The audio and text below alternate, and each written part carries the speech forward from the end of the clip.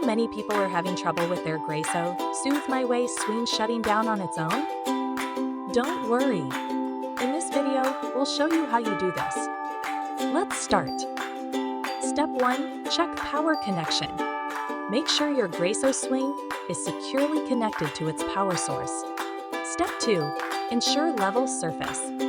Ensure your swing is on a flat level surface and isn't rocking on an inclined area. Step 3. Verify baby's weight. Check that your baby's weight is less than 20 pounds. The swing might turn off if the weight is more. Step 4. Inspect for obstructions. Inspect your swing for any unseen obstructions or tangled cords that might be causing this issue. Step 5. Restart swing. Try switching off your swing and unplug it for a couple of minutes before plugging it back in. After completing these steps, your Graco Soothe My Way swing should continue working without randomly turning off. Still need help? Visit our website for the complete manual. There you will also find questions and answers from other Graco users. Did you find this video helpful?